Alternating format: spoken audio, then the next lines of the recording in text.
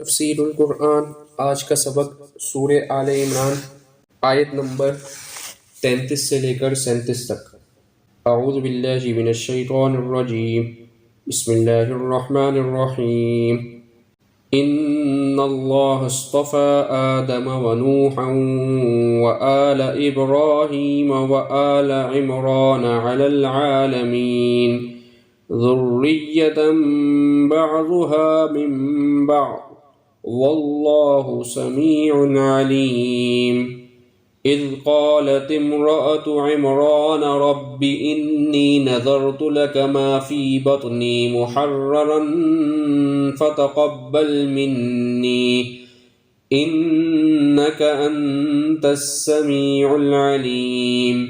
فلما وضعتها قالت رب انی وضعتها انثى واللہ اعلم بما وضعت وليس الذكر كالأنثى وإني سميتها مريم وإني أعيذها بك وذريتها من الشيطان الرجيم فتقبلها ربها بقبول حسن وأنبتها نباتا حسنا وكفلها زكريا كلما دخل عليها زكريا المحراب وجد عندها رزقا قال يا مريم أنى لك هذا قالت هو من عند الله إن الله يرزق من يشاء بغير حساب۔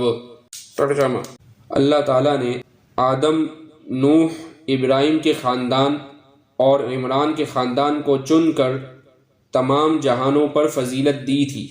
یہ ایسی نسل تھی جس کے افراد نیکی اور اخلاص میں ایک دوسرے سے ملتے جلتے تھے، اور اللہ تعالیٰ ہر ایک کی بات سننے والا ہے، ہر چیز کا علم رکھتا ہے۔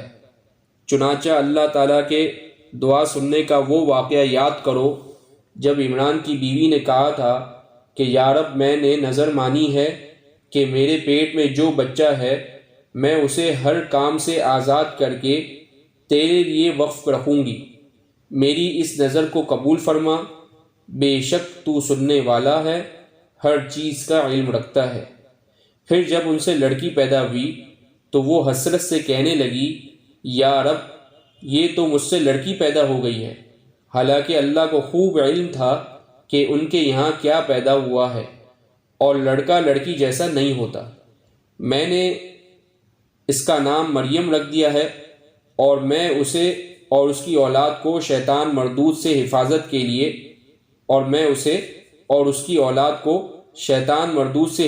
لیے آپ کی پناہ میں دیتی ہوں۔ چنانچہ اس کے رب نے اس مریم کو بطریق احسن قبول کیا اور اسے بہترین طریقے سے پروان چڑھایا، اور زکریا اس کے سرپرست بنے۔ جب بھی زکریا ان کے پاس ان کی عبادت گاہ میں جاتے، ان کے پاس کوئی رزق پاتے۔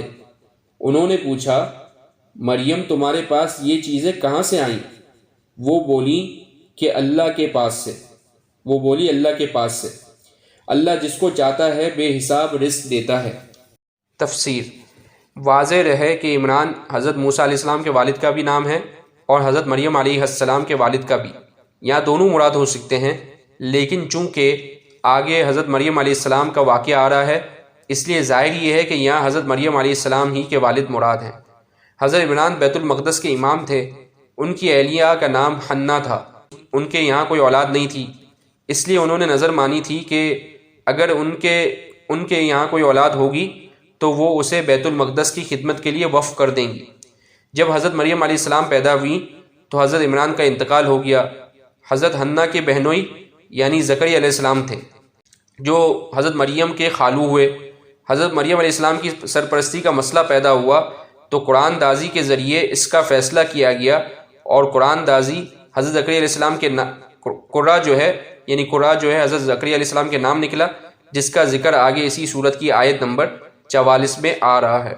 وآخر دعوانا ان الحمد للہ رب العالمین۔